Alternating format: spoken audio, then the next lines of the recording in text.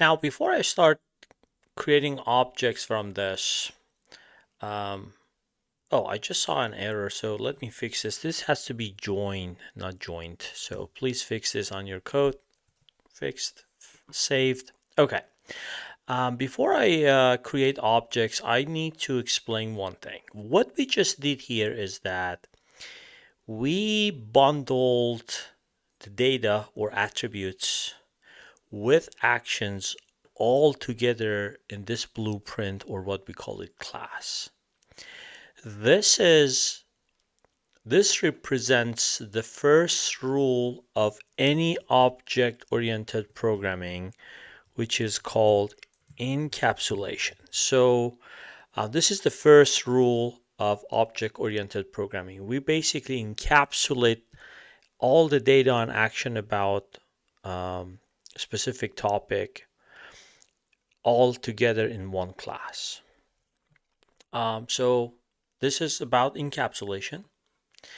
And these comments that we write here, these documentations, also called DocString. So for example, if I just hold my mouse here, do you see the explanations?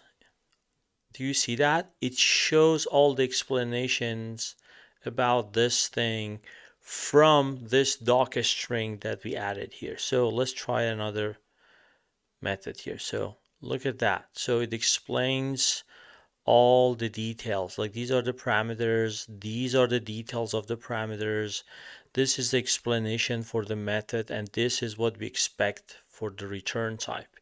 Same thing here. For example, here. There we go. So this is, we only have explanation here, no parameters or anything. So these DocString is going to be helpful when we actually try to call one of these functions as we are trying to create objects from this class. And as you can see, it shows all the details about this function. So now we get more information about each one of these by adding this DocStrings inside each method. So encapsulation, we just did it. The first rule of any object-oriented programming.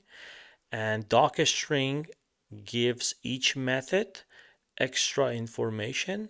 These informations are for programmer to clear out what this method does and the details about each method, what we should expect, what type of parameters we can use with this method.